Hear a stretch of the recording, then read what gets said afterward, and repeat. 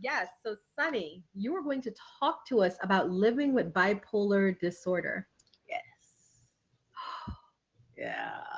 I might cry, y'all, but it's a good cry. Go ahead, love. Start us off. I always tell people to, a lot of times when people cry, the first thing somebody wants to do is say, "Don't cry, don't cry." No, let me cleanse my soul. Let me cleanse my soul. Let me cry. There's nothing wrong with it. That's one of those things. If a man can cry in front of me, or a woman, whoever it is I'm dating, can cry in front of me, you get a check. That's, go ahead and let it out. But I'm trying it. This is it's a topic for me too, because there's so many. It's one of those things that fall into a category of, it can be 20,000 other things. And that is actually how my story is. Because like you can have a headache, and you can be congested, and you can be tired. That can fall under having some type of a headache problem. That can be low iron. That can be your blood pressure. You know what I'm saying? It could be so many different things. And that's kind of how it happened with me, with the condition, because it wasn't until I got diagnosed that I was in the room with with the psychiatrist crying. I was like, "Oh my God, it makes sense. Wow. It makes sense." And Yeah. that was not until about 4 years ago. About 3 years ago. 3 years ago, that is when I got the actual diagnosis, and everything fit. It was like everything made sense after that. And I've wanted to pull up, if you do I have a certain amount of time you trying to stick with? We're going till three, but if you need to go till 3:15, 3:30, this is a conversation we need to have. So, Okay. yes, and welcome in Kiwi. She said, "I'm so glad I clicked on this to be here. I need to hear this." Yes, Who this said is that? Kiwi Perez. Yes, it is. And so I wanted to go and just to get some of these. I pulled up because I had been in the middle of doing a lot of stuff, and it was certain things I wanted to pull up. So just Well, on what I was saying. yes. Oh, well, let me totally introduce myself with my true self. And I want to say something I say on my show all the time is, do not be afraid of a diagnosis. A diagnosis does not define you. And a lot of people don't want to seek psychological help because they feel the stigma around it, and they don't want to wear it. And I tell them, you wear your diagnosis just like you wearing a diagnosis of being that, not diagnosis, but you're wearing that title of a mother, of a streamer, of a doctor, of a of a lawyer, or whatever it is that you do for a living. Wear it with pride. It does not make you any less of a person. That diagnosis actually makes you a better person because you understand yourself. And once you understand that diagnosis, you can follow the steps that's going to make you even better. So, first and foremost, I always want to say that, do not be afraid of a diagnosis, okay? All right, so So, here's like what I was talking about. Some of the side effects. First and foremost, there's four different types. Um, so never let anybody put you in a box. There's four of, different of, types. of bipolar disorder, there's four Yes. types. There's Okay. four different types. There's one that unspecified. There's always an unspecified with any diagnosis. There's always an unspecified. They don't know where it came from. They don't know what it's gonna do. Da da da da. Then there's one that's called cyclothymic disorder, which means it's not as serious. You can function. You don't have to be on medications, things like that. Then there's bipolar 1 and bipolar 2. Bipolar 1 is the most common of the four. Bipolar 2 is characterized by the shifting between the less severe episodes and depressive episodes, meaning that manic depressive. You have severe high, and if you all have seen that commercial for the medications, they have a severe high and you have a severe low. And let me tell you, at 10 o'clock you can be on a severe high, and at 10:01 you can be at a severe low. It Wow. can That's hit you just that. It can hit you just that quickly, um, and you wow. just don't know what it is. So there's actually four, which I didn't know, but I myself fall under bipolar 2. I have severe mood swings, and I'm going to tell you one of the things that took as long for me to be diagnosed is because, oh, she a Cancer. Cancers are moody. Oh, wow. You know how they say that about they put these different things on different signs? Oh, they just moody. They just moody. I heard that all my life. So it's like, oh, okay, I'm just having these Cancer mood swings. So Wow. paid no attention to that. Paid no attention. I had those episodes of when I would be, as I would call it, in a funk, meaning I'm in the house for weeks at a time. I go out only to take kids to the doctor, to school, whatever that type thing. I'm back in the house. Shades are drawn, the curtains are closed up, may eat, may not eat. So that was the depression. But then I started going through episodes. The longest one, I was up for 78 hours. I was up, No sleep? no sleep. Thank you. 78 hours I was up. I was holding the walls walking through the house, but I could lay down. I did candles, I did lavender, I did melatonin, I did muscle relaxants, I did Tylenol, I did the hot soap with candles, I did the exercise, I overate. I had to get the itis, you know what I'm saying? I watched something that was super boring on TV. I made candles. I washed and painted walls. I shampooed carpet. I did all this stuff. I made barbecue sauce, hot sauce. I was up for 78 hours. And they couldn't figure, everybody was like, have you tried this? Yes, I've tried it. Have you tried that? Yes, I've tried it. And because I have a medical condition, I have access to strong pain medications, which normally put you to sleep. Yeah. They were putting me to sleep. I had What? like one day I had like 8 muscle relaxants on Oh, top of everything else I was taking, and I was on another psych medication, and I still was not falling asleep. And I went to my regular doctors one day, and I was telling them like, "What's going on? You still?" And I'm like, "No, I cannot sleep." And they were going down a list of things I've done, checked. I've taken codeine. I've taken this psych drug. I've taken muscle relaxants. I've taken Tylenol. I've done this, and this. Still could not sleep. I was wow. my sister said, "Baby, what are you doing?" Because she was calling to chat.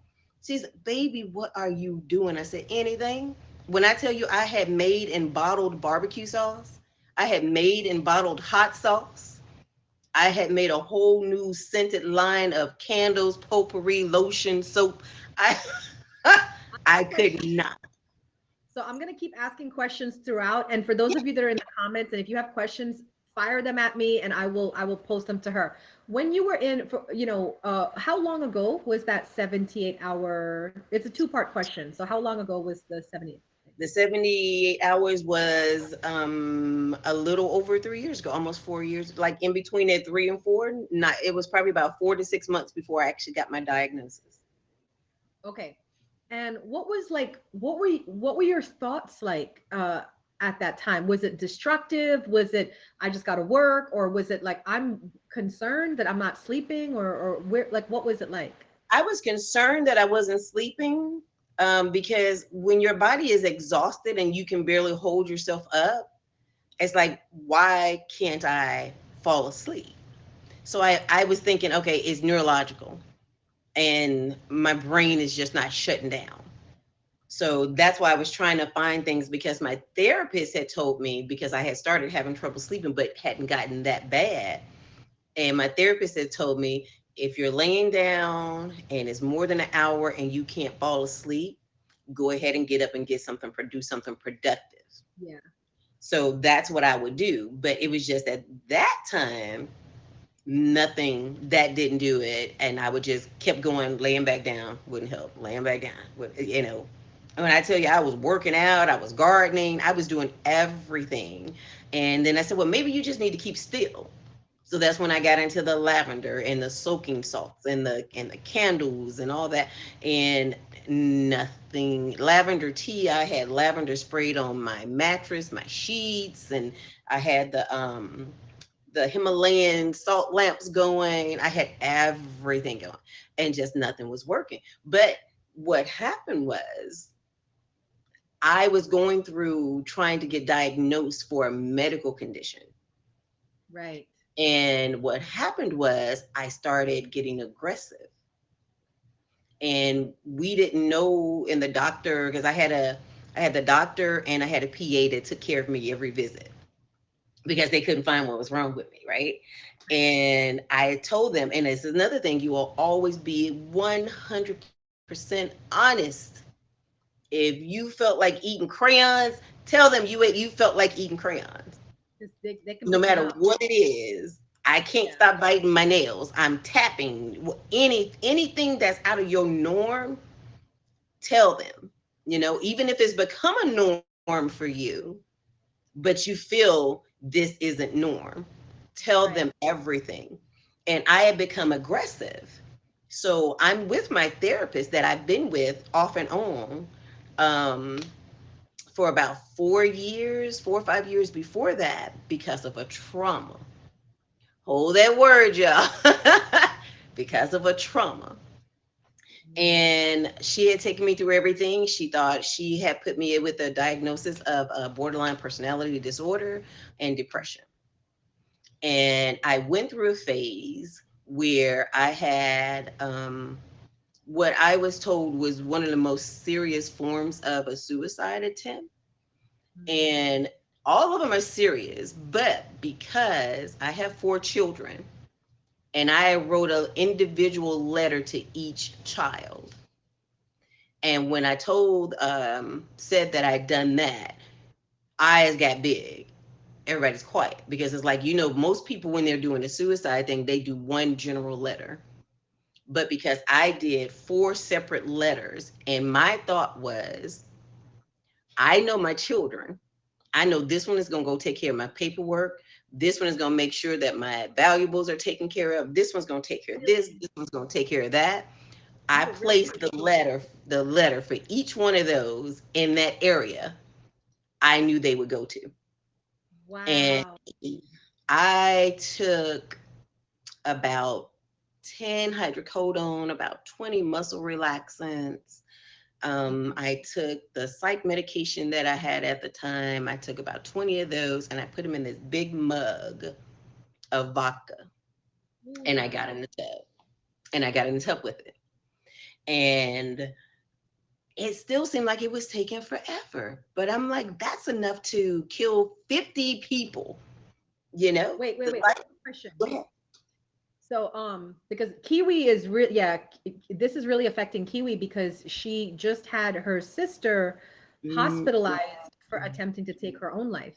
So her question to you was, what was the breaking point that made you realize that you needed help? So I just want to follow the timeline of the story. Was it after 72 hours you tried to commit suicide? Actually, the suicide attempt was before. But what happened was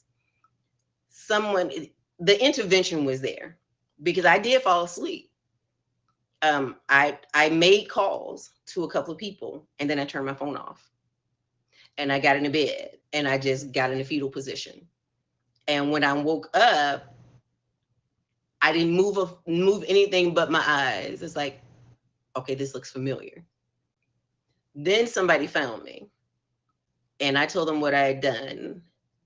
And they took me outside immediately into the cold with the shorts and the tank top I had on to try to shock me. And then put me in a cold bath, cold shower. And I was like, I want to go to hospital. I want to go to hospital. I want to go to hospital. So it took me out walking. And I'm walking, but staggering kind of thing. Oh my God. But I made it through that. And that was my turning point. Because I said something is not right. And then I would go back and forth. I'm ready to kill myself. Where the party at? I'm ready to kill myself and anybody around me. Where the party at? Where the after party? Where the pre-party? And I was bouncing. I was just bouncing. And it was what I call, for those of you who might be in my age group, you remember Popeye. When him and Pluto would fight. they would be throwing stuff at each other, and the stuff would start going around. And the more stuff they would throw, it would get caught up in that whirlwind, in that circle. And Yeah. that's what I say. That's how I describe it. And that circle kept going faster and faster, and more thoughts. Those were thoughts in this circle.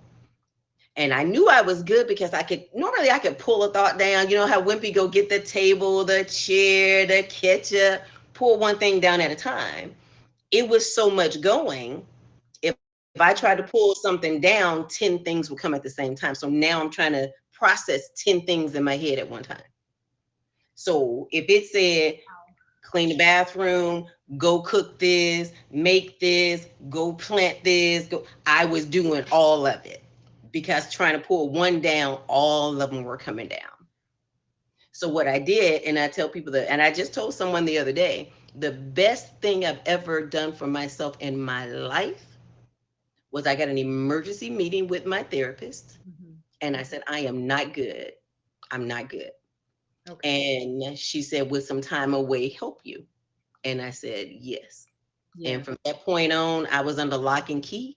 I was transported by the sheriff, all that other stuff. And I spent 6 days in the hospital with intense therapy. And I'm still like, I know I needed this mental rest, you know, because I'm depressed and I've got borderline personality disorder. So that's what I'm going with, right? I know I need this mental rest. So I did that 6 days, and it did help because it was such intense therapy. But when the psychiatrist, I'm like, okay, I've been here 3 days. I think I'm ready to go.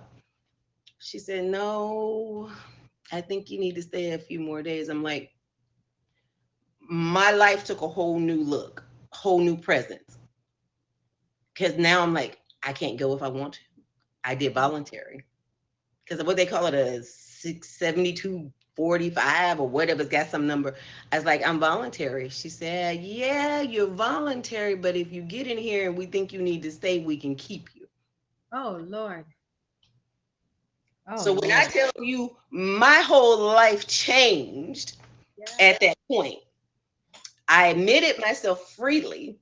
But once I got there and we started doing this intense therapy and finding out triggers and getting that rescue plan and all that together, the doctor came to me and said, I think you need to stay a little longer. I said, well, let me see my papers. Because I never be afraid to ask for your reports. Whether it's a lab report, your summary from that day, get your stuff and see what they're saying about you. And I looked and it said, severe depression with suicidal tendencies. My life changed because you can feel yourself as being depressed, but that word severe in front of it. So it was severe homicidal depression with suicidal tendencies.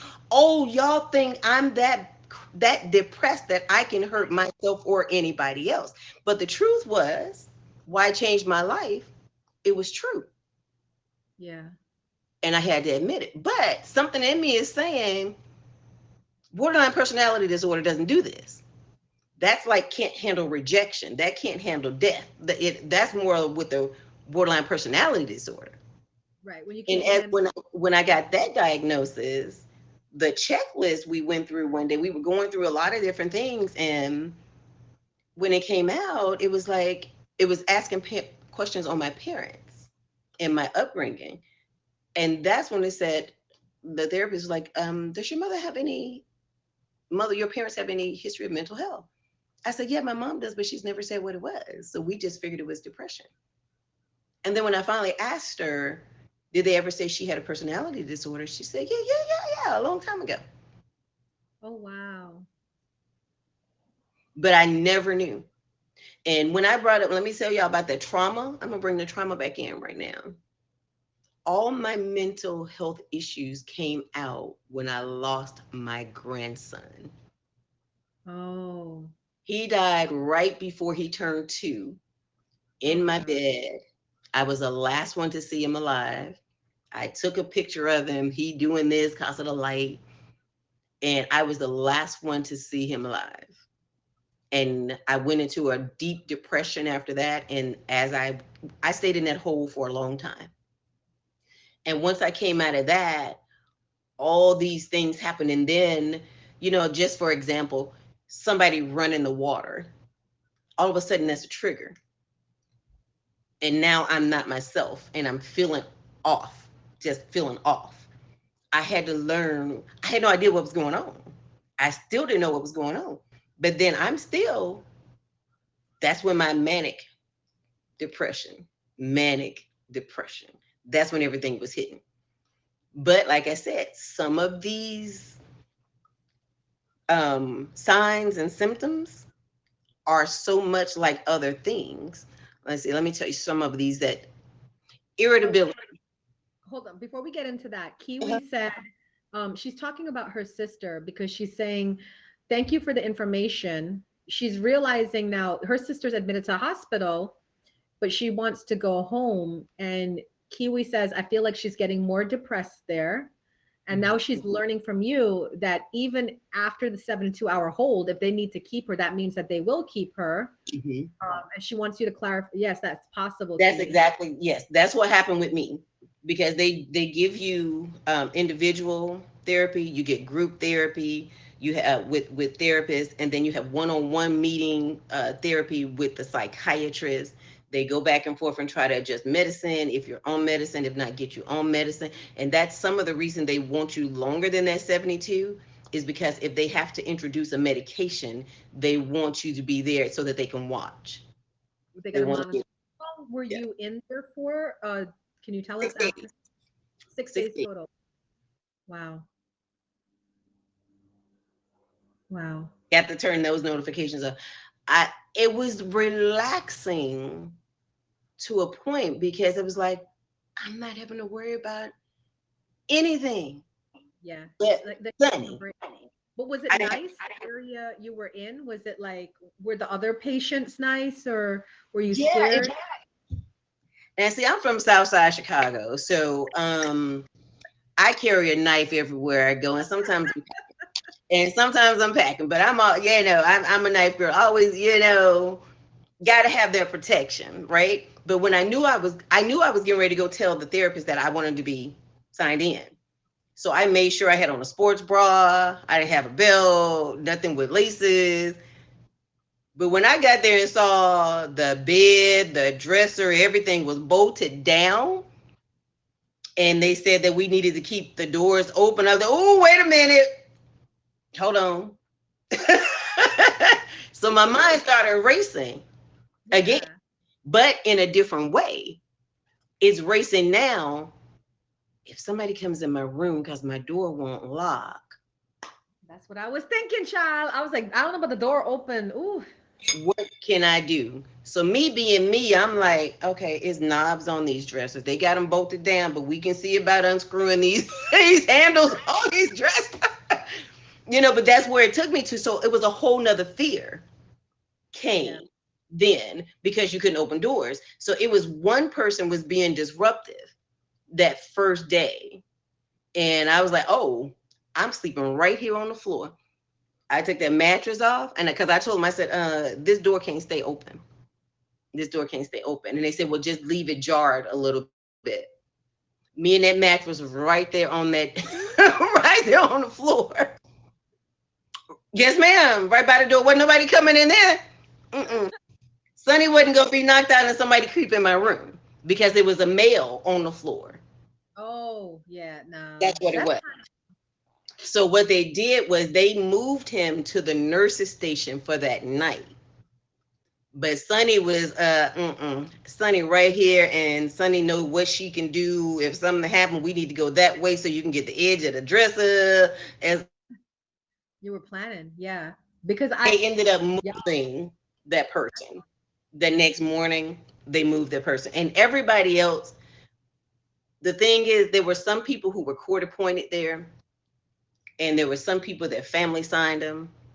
But I was surprised to find out by the time we got into group, most of us came willingly. Most of us came willingly. And that was the thing. And everybody was bonding. It was like, we know something's going on. And it wasn't that people screaming and running up and down the door, you know, or urinating in the halls and things. It wasn't that. Okay, okay. Because I But was like nervous yeah, about that. yeah, because yeah, no. But a lot of people told me that I was blessed to get to where I was at, because normally, because I went to the hospital first, I would have Mm. went to a state, should have went to a state facility.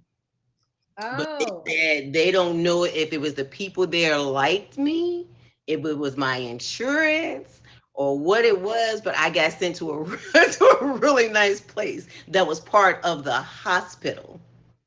So that way it was fun. But I have heard some horror stories too. But yeah, no, because Sonny would have had to do something to end up in the hospital part. Because yeah, but it was, everybody was. It turned into just like family. It was the moms, the grandmothers, the aunties, the sisters, the, you know, the princesses and things like that, and everybody was able to help each other. was it predominantly women? Yes. See, that in of itself speaks volumes Yep. because I feel like I've had two nervous breakdowns in my life. And I Hmm. feel like the pressure the world puts on a woman, Yeah. you got to take care of the house, you got to take care of the man, you got to take care of the kids, you got to take care of you, you got to take care Hmm. of everything. Yep. It's like it's a lot. It was on that floor. I remember it being, it was probably like three guys and the one they moved, and then it was about 12 women. Wow. Yeah. So Nice. what is like after you left that facility, of Mhm. course you're on medication now, right? Mhm. Yes. Yes. Right. What is life like for you now?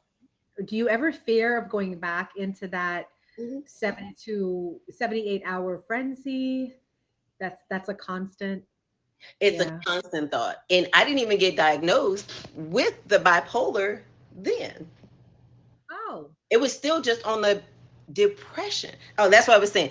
What, let me get this back up. The irritability, the lack of sleep. Hold on, let me see. Irritability, aggressiveness, hopelessness, feelings of guilt, severe sadness, loss of interest in activities you normally enjoy, depression signs and symptoms. So they were still holding me to that. It wasn't until my primary said, no, we need you, because that aggressive was coming out. And when I tell you I almost choked somebody out, wow. aggressive, aggressive. And they told me, if you can strangle somebody, you can kill somebody because you're watching it slowly happen. And they told my partner, and my son was with me, and they called them in and said, if she ever gets to a point like this again, call the police on her. And told me, say, you will not look good in an orange jumpsuit and those shower shoes. I was like, no, you're Right. not gonna do this to me. But Yeah. yet she did. She told my partner and my son, if she ever gets like that again, call the police on her. But that's when they switched me to the actual psychiatrist, and not the therapist, not the psychologist, but the actual psychiatrist. And we went back and forth, and he went all the way back into my things in my teens. Have you ever been excessive, done excessive drinking, done anything in it? But he took it more to, because a lot of people associate that bipolar, that manic, and that what is it? It's like a thrill seeking kind of thing that comes out with bipolar. And everybody had always asked about alcohol. No, not alcohol. Mm-mm.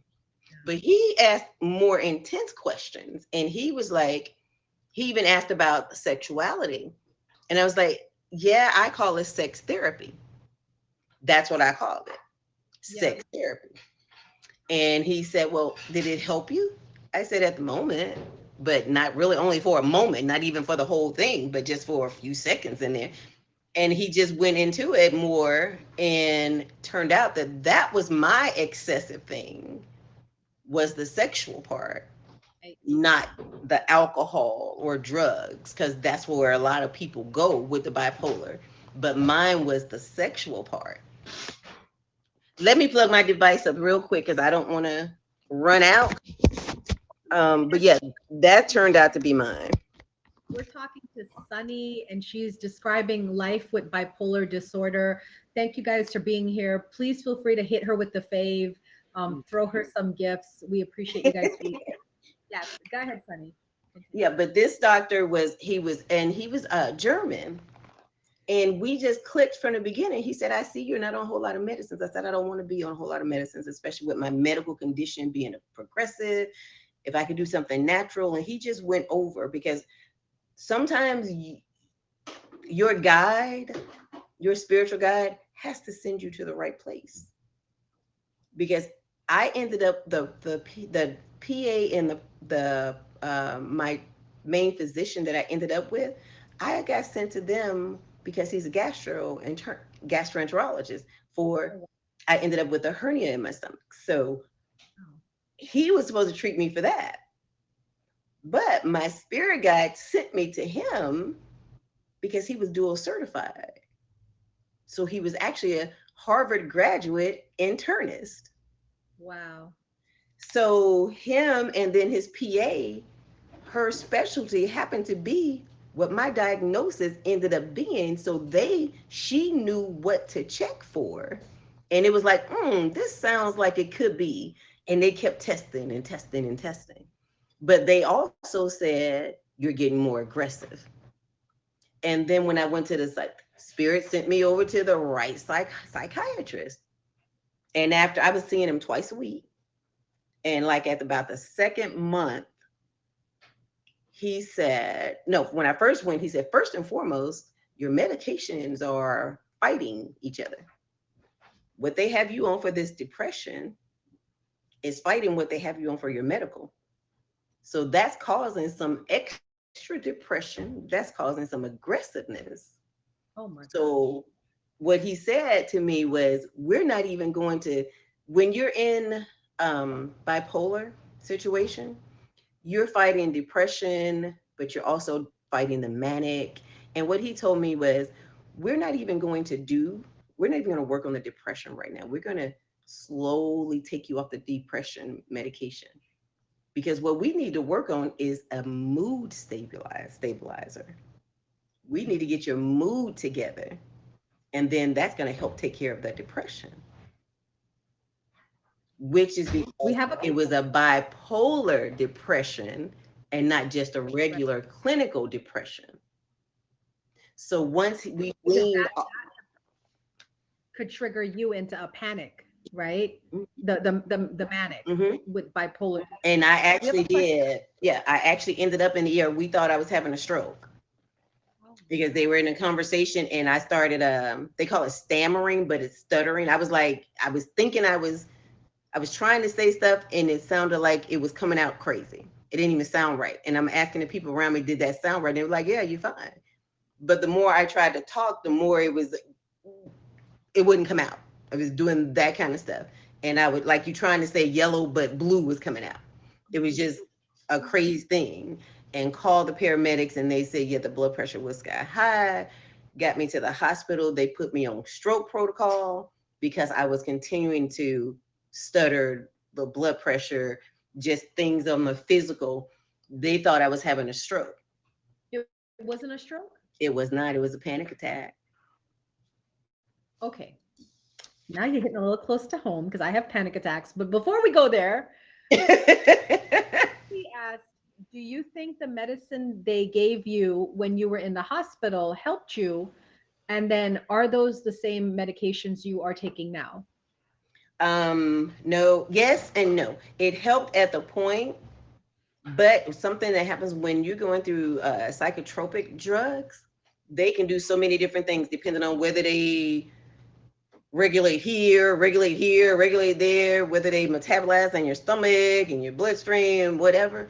And I had to keep switching medicine. It did help me when I was there. I didn't feel lethargic and it was better, but I gained like 13 pounds in a couple of months. And they told me you're going to feel like you're hungry. Your brain is going to tell you you're hungry. Don't eat. How, if your mind is telling you you're starving, are you not going to eat? And I gained 13 pounds in 2 months. So then we had to get weaned off that medication and try another medication. So it did work. The medication they gave me in the hospital, that regimen was working. The therapy was working. but it had to gain the weight gain. So we had to try another medication. That finally worked. But once we got into realizing that it was a whole different depression, because it did not take care of the manic, it only took care of the depressive part. But that's because bipolar has its own separate type depression. So that medication, I am still on that medication. I take it twice a day so I don't hurt nobody. I still have to take medication from time to time to sleep. I sometimes, when I'm MIA on the app, sometimes it's because of my medical condition, but sometimes it's because I have to get this together. Because I'll get to where I sleep 2 or 3 hours a night. And I might have 4 hours of sleep, and it's 4 hours of broken sleep. So not even sleeping for 4 hours straight through. Like even back like in January, I took like 3 weeks off the app. I was going to sleep when the sun was coming up, 7, 8 o'clock in the morning. And then I was up at 10 o'clock. And then I'd be up all day and do the same thing, go back to sleep 7, 8 o'clock in the morning, wake up 10, 11 o'clock. And I would do that for about a week. And then I'm just exhausted. And by that time, it's affecting my medical. So I would have to take time off and just medicate, hydrate, sleep. Right. So, but it does work, but I still do. And that's me because, well, it's not, I'm not going to say that's me, but when that manic starts to come up, I have a medication to put me to sleep, but I don't want to take it. So I'll keep trying, wear yourself out, make sure you're doing this, do this, do that. Is that Klonopin? Because I think I need to go get some Klonopin, to be honest. I have trazodone to sleep. Ooh, that's a big one. Yes. Ooh, that's a big one. And I started off with that with the doctor. Is that he said we can start with a half a pill, start with a half a pill a night, try it for a few days, get it in your system. If that doesn't work, go on up to a whole pill. And he said you can take up to 4 a night. I said 4. He said, oh, I have some kids 9, 10 years old that take 3, 4 a day to calm them down or to go to sleep. I said, babies? Oh God.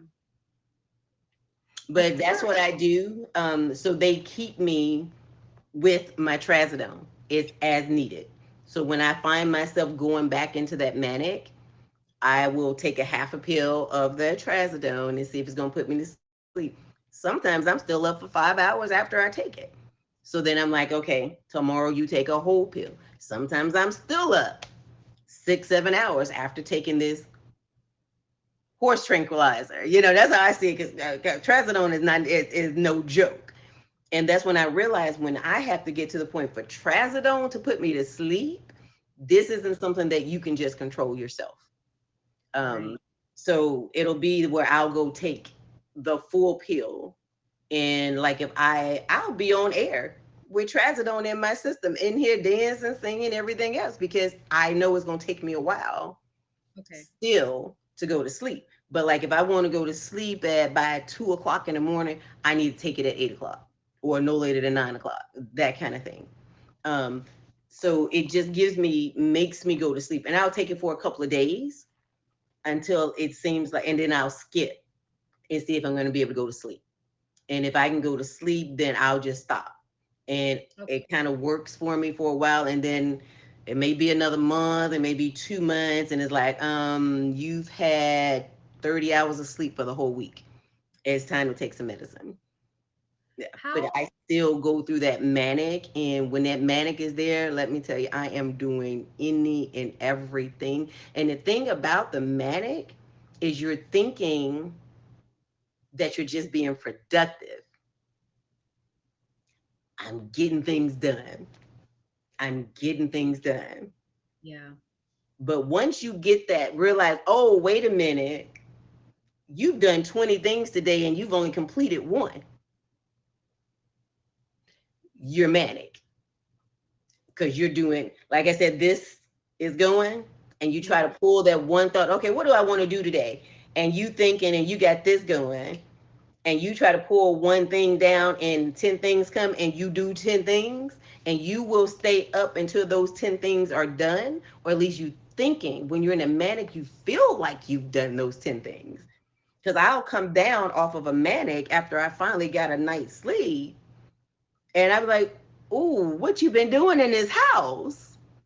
Because this has started, that started. Being completed.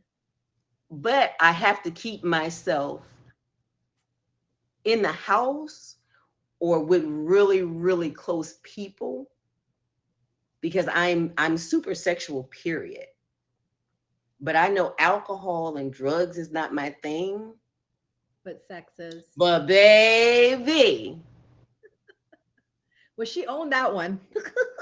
She owned it. so if I'm already super sexual and I'm getting into that manic in that part where it's like really risk taking. Hey, what's your name? How old did you say you are? And that's why I was saying how it kind of pulled everything back because I remembered in my 30s, I remember my mom was cracking up because I said, you know what? I'm going up to the high schools. I said it in a joking way. I said, but I was serious. I said, I'm going to the high schools and I'm checking IDs. And as long as it say they 18, come on, boo. I'll take you back home. You can go back to your mama tonight. Come on. You know, but I didn't think about it. Right. I didn't know that that's what was going on. That it really is reckless sex, basically, is what it is. Right. Because I Oh would my. say, yeah, because like whoever I was dealing with, or if I had a crush on somebody or whatever, I had no problem with doing a 2 in the morning call. And I would tell up front, you about to have a really nice time, but guess what? I need you to get up and get out when it's over. Because Yeah. that was when I would be like that. And I just had to do it. I had it all the time. And it was the thing with I was married twice, and both husbands called me insatiable, that I could not be pleased. I could never get enough. And that was the thing, though. Like I said, I'm already highly sexual. But when I got into that part of it, they were like, oh, okay, okay, okay.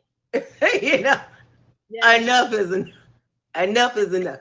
You would think they'd be like, let's go. No, not when, yeah, look, Sonny would be like, what time is your lunch?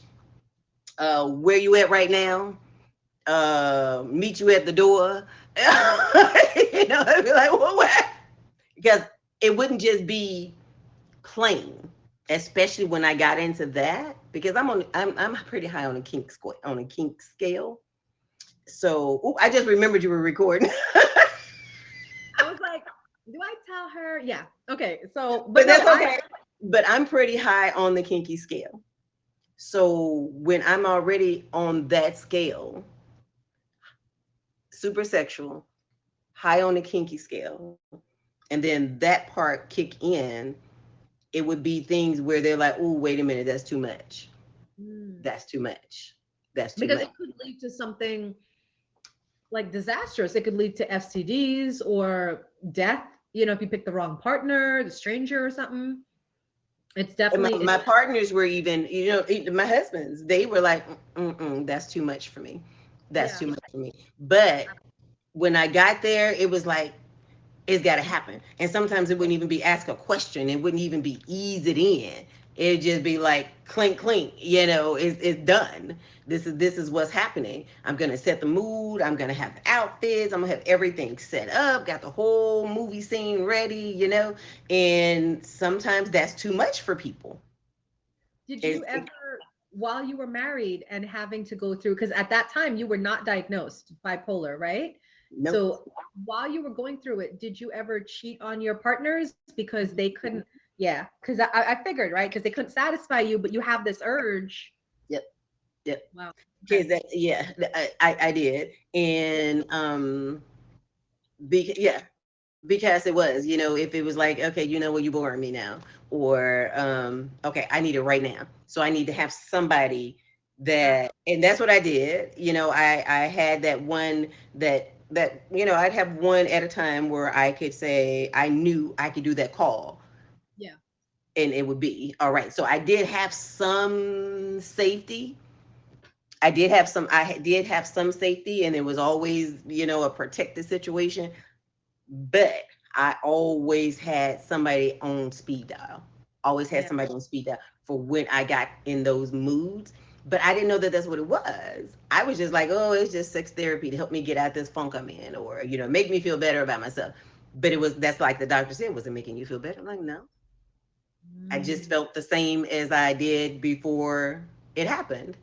And now yeah. with a little more guilt and shame because I Yeah. cheated, you know? Right. So it wasn't really doing anything, but that's how it would go. So like I said, even now when I get into the manic, or I get to, like I said, because of that super sexual, I will make sure I am not anywhere by myself, where I'm not out anywhere where the temptation is there.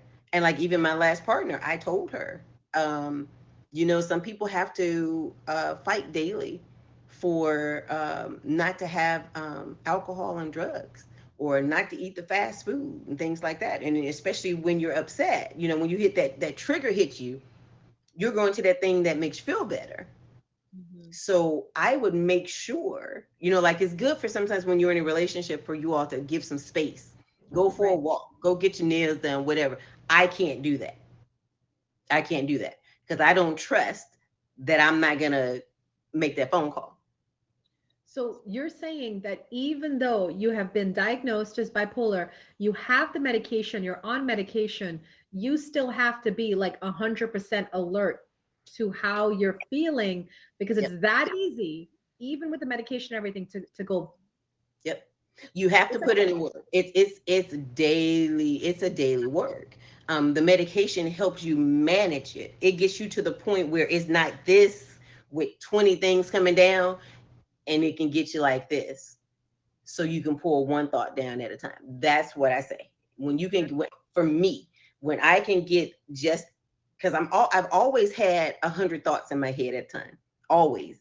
I can always, you know, early teenage years, I can remember always. I've always had 100 thoughts. But as long as I can keep it controlled, see, the medication helps. The medication takes it from this and this yeah. to this, and Oh, yeah. pull that one thing down at a time. But So Sunny, it helps that. it's like a lifetime sentence. Yeah, it Oh, is. It is. I'm actually fighting the manic now. I've been fighting the manic for about 3 weeks. I've been fighting the manic for about 3 weeks. Last week I had to do trazodone last week, to keep myself sleep, to go to sleep. And not, the thing is not to just go to sleep, but to have productive, healing, resetting sleep. Like I said, mhm. you can, if you do 4 hours of sleep a night, but you've woke up 3 times in that 4 hours, that's not productive resetting sleep. It's not So deep. no, you're not even getting good into RAM sleep, and you're waking up. Do And then you take you another 20, for me anyway, take me another 20 minutes to fall back asleep. Then 45 minutes later, I'm up again. And then by the time that happens 3 or 4 times, I'm just up. So I actually do had to take the medicine last week, because it yeah. was like, okay, you've had like 10 hours and 4 days. You need to take some medicine so you can sleep. But Because, do like you I said, it'll trick you. You'll be thinking, oh, I'm just being productive. I'm just doing stuff. No, you are not resting. You're manic. You're manic. feel like you can't function? Because I think we all. Yeah, so that was the question I was going to ask is, do you know what set you off 3 weeks ago to into this manic zone that you're in? It doesn't really have to be anything. Doesn't It have to can, be. it, you can have some real subtle triggers sometime. Okay. Um, and for me, you know what? Yeah, I started shopping for a car. I'm a tightwad, and I like old cars. So I've been driving my '04 Impala since '04. Mm-hmm. So I started this stress of car shopping and spending that much money, and having people thinking that I'm stupid, that I don't know how to crunch numbers, and getting irritated from that, and I don't want to keep going here and going there. And then that was on my mind all the time. So it was like, okay, make sure you got this paid up, make sure you got this much in this account, make sure you got this much in that account, make sure this payment is going to be like this, make sure your interest on this is going down to this, combine this. And that was a daily thing. So I started rushing. You got to make sure, because you got to pay this loan back, not like I didn't even have to fight on where to get the money. My credit union just financed it for me. But I'm stressing whatever that loan payment and that car insurance is going to be a month. You got to make sure that that money is made back up and in the bank. You got to make sure you got 3 months of this in the bank before that loan payment come due. Every day, every day. It was in my mind from all day, all day. So that is probably the stress that has kicked this manic episode back off again, because I'm a tightwad. So just the idea of spending that much money, it's hard for me. I was in there, my leg was shaking when I was in there signing signing papers. My leg was shaking. But my doctors, I have such wonderful doctors where for my medical and for my psychological, they keep me with refills that I can get at any time. I have anti-anxiety medication. If I went my doctor, she says, if you feel like you're going down that rabbit hole, take a pill. You don't have to worry about, coming off it abruptly or anything like that. It's not like that. But if you feel yourself with that, getting into that rabbit hole of anxiety or panic, take this emergency medication. If you start getting into that manic and you can't sleep, take a half a pill for a few days. If it don't work, take a full pill.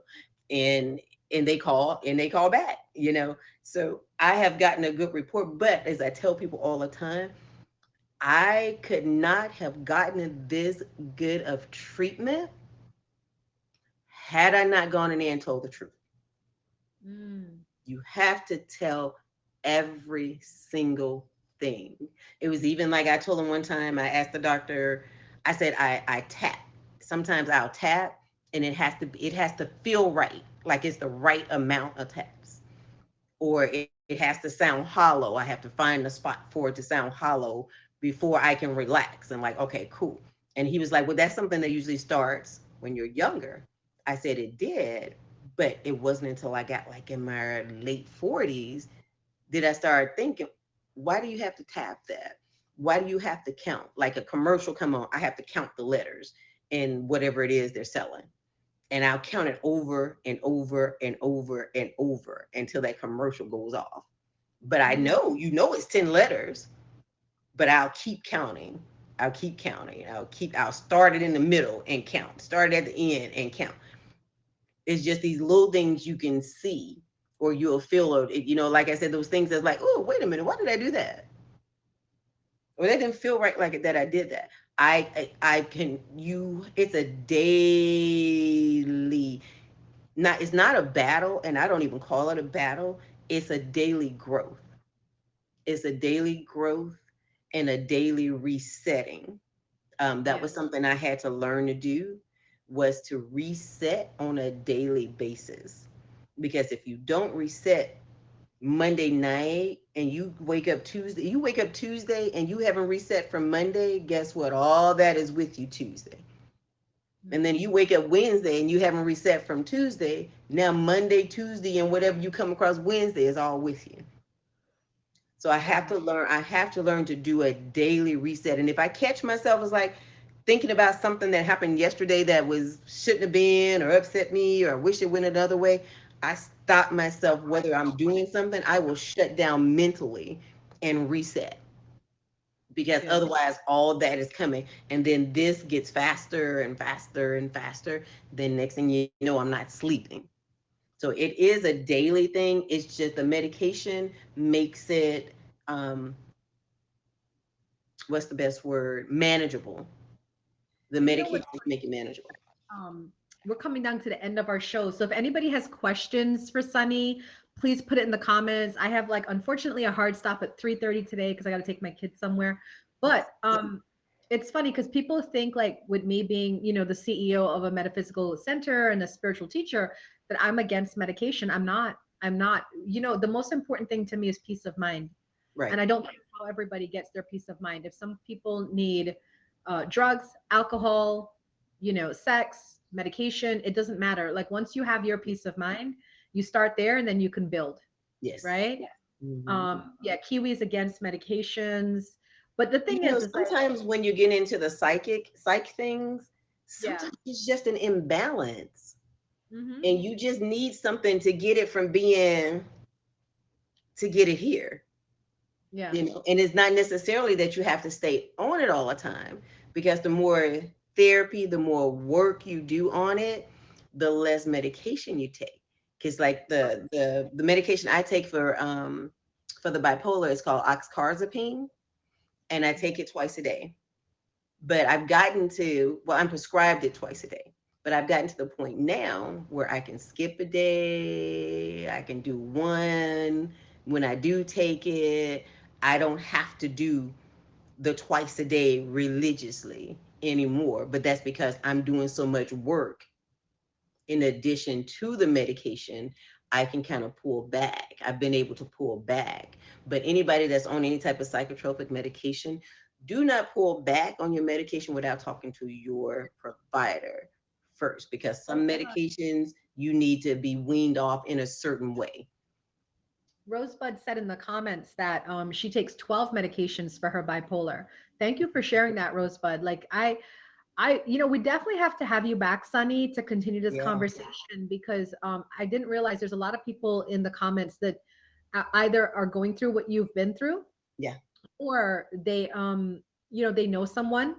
that's suffering, and this is a very helpful talk. Who I was do it have that's on the 12 medications? Rosebud. Rosebud. Can I say something to her real quick? Mhm. Because I can't see what time it is and I won't put my face all in the camera. But Rosebud, try when you go to your doctor, let them know that you want to be on the least amount of medication as possible. When you tell your doctors that, they will go with that. Because I can tell you, I have been sent um, to pain management. I've been sent there to different doctors, and I tell them I want as least amount of medication as possible. They will go through natural things with you, because some things will set off certain things that you need. You know, it could be increasing Brussels sprouts, you know, it could be doing different things. Like I drink electrolyte water. I take B12 injections. I take potassium. I take a one a day vitamin. I take shark fin powder. There's a lot of things that can help get you off medications. And that's what I've done. I've implemented a lot of the natural and just the vitamin mineral type things. It's helped me to get off. When I first got sick with the psych and the medical, I was taking 22 pills a day, not even counting pain medications. So if I had to take pain medications between my medical and the psych, I was on 30 pills a day. Wow. But the more work I put in, the more medications came off. The more I changed the diet, the more medications came off. And shark fin powder, oh, that's the other one. Shark fin powder, amino acids, B12, potassium, and multivitamins, electrolyte water. Those are things I do that help me and helped me to get off the meds. But let them know and ask them, is there a food that you can take? Just like I don't know if people know this, but like I bruise easily, so I can't really take anti-inflammatory medications. I have to take steroids and get in and get out. But what I did find out when I told the doctor that wanted me on that, the doctor actually went through my diet, and I eat a lot of garlic.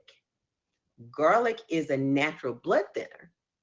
Oh, So I just had to pull back on the garlic.